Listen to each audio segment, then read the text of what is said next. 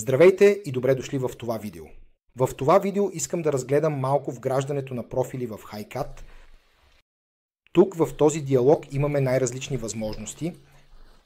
Тук имам възможност да взема профили от каталога и, например, да избера прототипи от предварително дефинирани напречни сечения.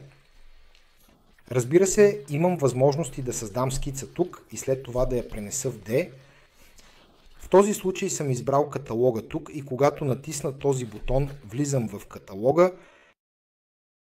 Тук, разбира се, имам възможност да избирам от всички стандартни профили. И също така от собствени профили, които мога да си запазя сам. Тук съм запазил собствени профили. Вижда се и на предварителния преглед, че имам профилна вълна, която мога да вградя съвсем нормално. Разбира се, тук имам възможност да избера от всички стандартни профили. Отдолу имам, разбира се, допълнителната възможност да определя различните материали, дали са алуминиеви профили или каквото и да е. Всичко е налично в каталога.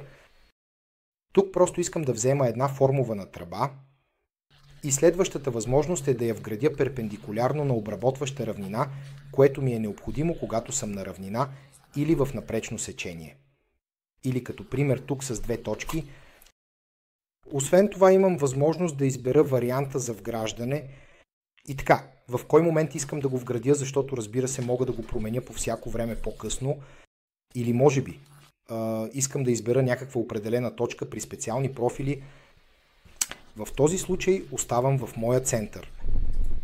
И така мога по всяко време лесно да посоча началната точка и веднага да видя крайната точка в предварителния преглед.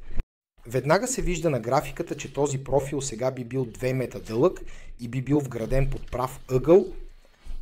С второто кликване дефинирах предварителния преглед на този профил и с натискане на средния бутон на мишката този профил ще бъде веднага вграден. Мога по всяко време да избера следващата точка тук и да вградя втори профил. Среден бутон на мишката и той ще бъде веднага вграден. Така че в този случай, когато завърша тази команда, съм вградил 4 профила тук.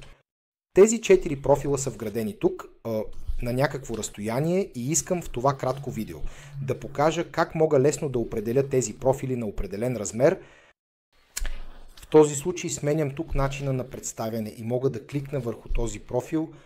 Значи преминавам с мишката върху него, с десния бутон на мишката и казвам, че искам да преместя този профил. Избирам тези два ръба с левия бутон на мишката и HiCAD веднага ми показва стойността, която е текущото разстояние. В калкулатора отивам тук на последното място и казвам в този случай, че искам да имам 1200 и веднага получавам желаното разстояние.